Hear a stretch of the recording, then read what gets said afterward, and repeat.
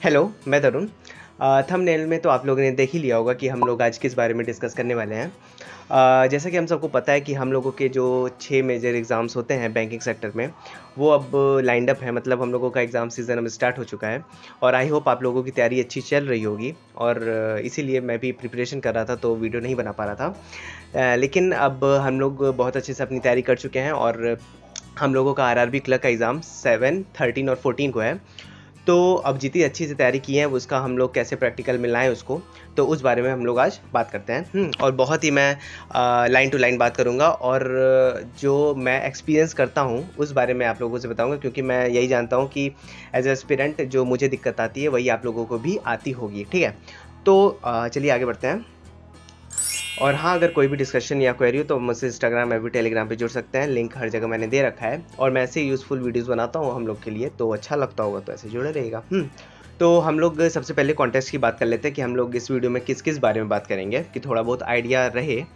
तो सबसे पहले तो हम लोग बात करेंगे सब्जेक्ट वाइड टिप्स, मतलब कि पहले रीजनिंग और फिर मैथ्स का टिप्स पे बात होगी कि हम लोग वहाँ पे कैसे सॉल्व करेंगे। और फिर दूसरा होगा कि ओवरऑल पेपर, मतलब ये दोनों सब्जेक्ट का तो अलग अलग होगा ही, प्लस उसके बाद पूरे पेपर में हम लोग कैसे बने रहें उसमें बात करेंगे। फिर तीसरा रहेगा कि हम लोगों का वहाँ पे एग्ज़ाम माइंडसेट क्या रहना चाहिए, ठीक है, कि अच्छा हम लोगों को आउटकम मिले। तो आगे बढ़ते हैं। तो सबसे पहले अगर हम लोग रीजनिंग की बात करते हैं, तो ये हम सबको पता है कि 80 to 90% स्टूडेंट्स का रीजनिंग स्ट्रॉन्ग रहता है, क्योंकि ये कॉन्ट से तो थोड़ा बहुत इजी रहता ही है। तो अगर हम लोग रीजनिंग से स्टार्ट करते हैं, कौन से भी स्टार्ट आप कर सकते हैं अगर आप लोग को कॉन्फिडेंस हो और अगर आप लोगों को लगे कि आप लोग अच्छे से कर जाएंगे। लेकिन मैं ये कहूँगा कि आप लोग पेपर उसी से स्टार्ट कीजिएगा जिससे आप लोग फेमिलियर हों और आप लोगों को लगे कि हाँ 20-22 मिनट में हम लोग उसको पूरा कंप्लीट कर लेंगे। तो चलिए सबसे पहले रीजनिंग की बात करते हैं। तो रीजनिंग में सबसे पहले तो अगर पेपर खुलता है तो हम लोगों को नॉर्मल सी बात है, सबको पता है कि पज़ल को स्किप करना है। यहाँ पे अगर आप लोग ये सोच रहे हैं कि आरआरबी क्लर्क का पेपर होगा और पज़ल वज़ल तो बहुत ईजी आएगी, तो ऐसा कुछ नहीं है। अगर एक भी पज़ल में फंसे ना तो वही ईजी पेपर आप लोगों का पूरा बर्बाद हो जाएगा। तो ऐसा बिल्कुल मत करिएगा। जैसे आप लोग नॉर्मली रीजनिंग में चलते हैं वैसा ही चलिएगा। पज़ल मीनिंगफुल वर्ड वाला जो क्वेश्चन रहता है, जैसे कि फर्स्ट, फिफ्थ, सेवन्थ वर्ड, इसको निकाल के इसमें कोई भी मीनिंगफुल वर्ड बनाना है, तो ये वाला क्वेश्चन छोड़ दीजिएगा। और फिर ब्लड रिलेशन भी छोड़ना है, इसका रीज़न मैं आगे बताता हूँ।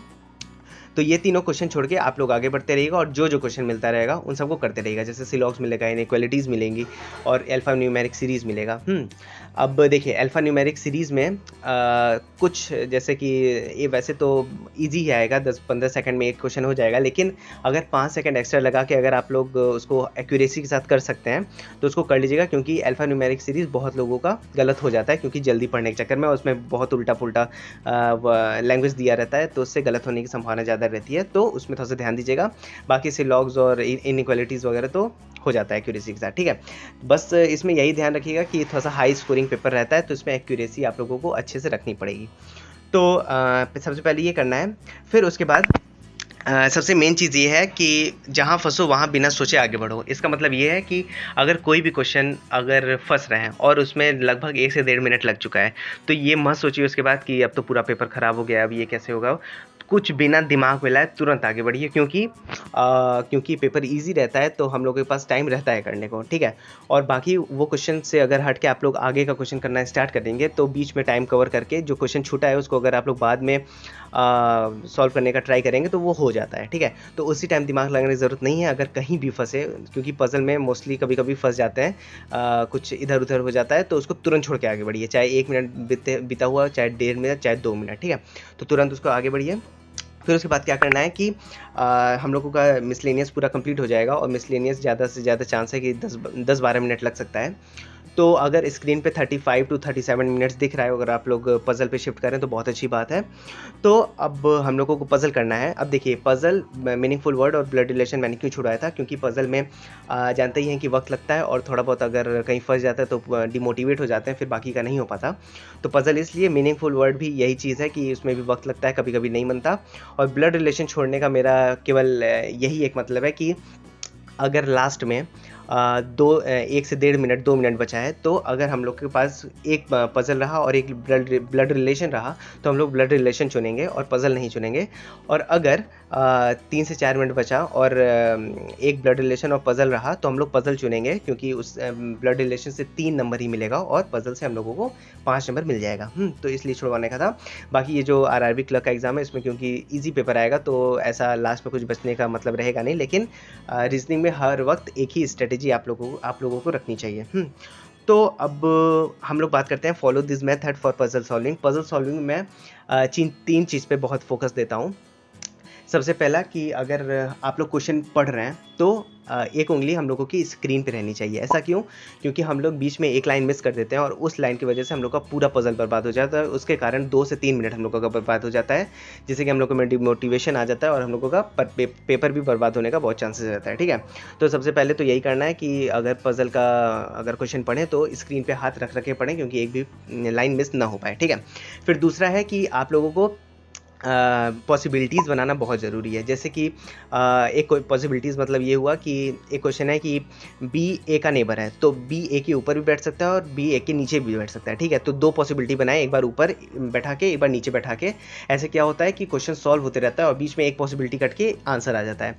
और अगर यहीं पे आप लोग तुक्का लगा लेंगे कि हो सकता है चलो एक बार बी को ऊपर बैठा के करते हैं, फिर उसी में क्वेश्चन सॉल्व करते करते आप लोग आखिरी तक जाएंगे और वहाँ पे जब नहीं हुआ सॉल्व, फिर आप लोग दूसरे स्टेप से बी को नीचे बैठा के आगे बढ़ेंगे, तब बहुत टाइम चला जाएगा और इससे बहुत लॉस हो जाएगा। तो पॉसिबिलिटीज़ बना के ज़रूर चलिए। ठीक है, क्योंकि मेरा तो मानना यही है कि अगर पजल सॉल्व हो रहा है तो केवल और केवल पॉसिबिलिटीज़ की वजह से सॉल्व हो रहा है। और फिर तीसरा मेरा ये है कि हम लोग हमेशा क्वेश्चन गलत पढ़ लेते हैं। जैसे कि ए को ऊपर बैठाना है तो हम लोग पढ़ लेते हैं ए को नीचे बैठाना है। तो बहुत ही अच्छे से आप लोग क्वेश्चन पढ़िएगा और जैसे मैंने कहा है कि स्क्रीन पे हाथ रख के वैसे करिएगा। और मेरा ये आदत है कि मैं एक बार क्वेश्चन पढ़ते जाता हूँ, मतलब फर्स्ट लाइन से पढ़ते जाता हूँ और क्लू लिखते जाता हूँ अपने लैंग्वेज में। मतलब पूरा लाइन नहीं लिखना है, लेकिन बस अगर ये रहता है कि अगर बी ए के लेफ्ट में बैठा है तो ए से लेफ्ट में एरो दिखा के बी को बैठा दीजिए। ऐसा बस एक बार क्लू लिखते जाना है, क्योंकि क्लू लिखने का फ़ायदा ये होता है कि हम लोग फिर क्वेश्चन पे नहीं जाएंगे और अपने क्लू को देखते देखते सॉल्व कर लेंगे। ठीक है, तो ऐसे समय बचेगा। अगर आप लोग ऐसा करते हो तो ठीक है, नहीं करते हो तो जैसे आप लोग करते हो वैसा ही करिएगा, लेकिन इसको अगर एक बार ट्राई करेंगे तो फ़ायदा होगा। फिर आगे हम लोग बढ़ते हैं।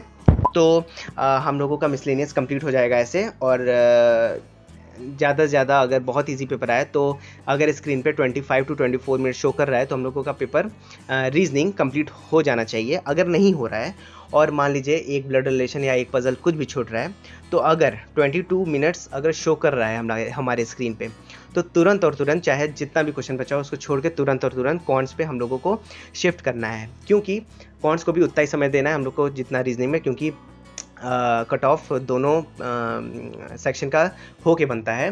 और ऐसा नहीं है कि इसमें मैथ्स में हम लोग 10 ही क्वेश्चन करें उसमें 40 कर लें तो हो जाएगा पूरा, ऐसा नहीं है। दोनों को बराबर टाइम देना है। तो मैथ्स पे हम लोग 22 मिनट में तुरंत मैथ्स पे आ जाएंगे। इससे एक फ़ायदा और होगा, क्योंकि मैथ्स में अगर टाइम हम लोग के पास रहेगा, क्योंकि नॉर्मल सी बात है मैथ्स में कैलकुलेशन रहता है तो रीजनिंग से ज़्यादा टाइम लगता है, तो हम लोग के पास टाइम रहेगा तो हम लोग के पास कॉन्फिडेंस भी रहेगा कि हम लोग मैथ्स भी सॉल्व कर लेंगे, क्योंकि हम लोग के पास पर्याप्त टाइम है। फिर उसके बाद हम लोग कॉन्ट्स की बात कर लेते हैं।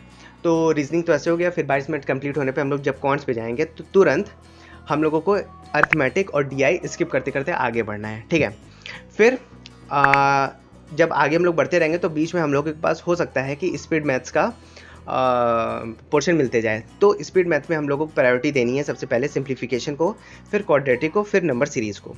अब देखिए अर्थमेटिक और डीआई अगर स्किप करते करते, देखिए अगर आप लोग स्किप कीजिएगा ना, मैं रीजनिंग के लिए भी बता दे रहा हूँ यहीं पे, तो मार्क फॉर रिव्यू कर दीजिएगा कि वहाँ पे पर्पल हो जाए और वहाँ से समझ में आए कि वहाँ से दूसरा क्वेश्चन स्टार्ट है। ठीक है, स्पीड मैथ्स में प्रायोरिटी रखना है सिंप्लीफिकेशन, क्वाड्रेटिक इक्वेशन, फिर नंबर सीरीज़। मतलब सिंप्लीफिकेशन आएगा तो कर देना है, क्वाड्रेटिक आएगा तब भी कर देना है, लेकिन नंबर सीरीज़ जब आएगा तो एक बार अगर आप कॉन्फिडेंट है आप लोग नंबर सीरीज़ में तो उसको तो सॉल्व कर लीजिएगा, अगर नहीं है तो नंबर सीरीज़ को थोड़ा रोक दीजिएगा। ठीक है, फिर नंबर सीरीज़ करने के बाद डीआई बहुत ही ईजी रहेगा। 2 या 3 हो सकता है डीआई आए तो बहुत ईजी, मतलब देख के बिना पेन कॉपी के करने वाला रहेगा, तो तुरंत डीआई कीजिएगा। फिर उसके बाद ये है कि यहाँ भी सेम है, अगर कहीं भी फंस रहे हैं, हो सकता है सिंप्लीफिकेशन में कहीं फंस जाए या नंबर सीरीज़ में कहीं फंस जाए। मोस्टली चांस है कि नंबर सीरीज़ में अगर कभी फंसते हैं, ऐसे तो बहुत ईजी आएगा, लेकिन अगर फंस रहे हैं तो तुरंत आगे बढ़िएगा बिना सोचे, क्योंकि आगे चांस रहेगा हम लोग के पास बहुत क्वेश्चन सॉल्व करने के लिए, ठीक है। फिर उसके बाद होगा स्पीड मैथ्स कंप्लीट हो जाएगा, डीआई कंप्लीट हो जाएगा, फिर बचेगा हम लोग के पास 15 क्वेश्चन अर्थमेटिक लगभग, ठीक है। और हम लोग के पास अगर हम लोग अच्छे से सॉल्व करते रहें तो लगभग हम लोग के पास 10 मिनट बचा रहेगा।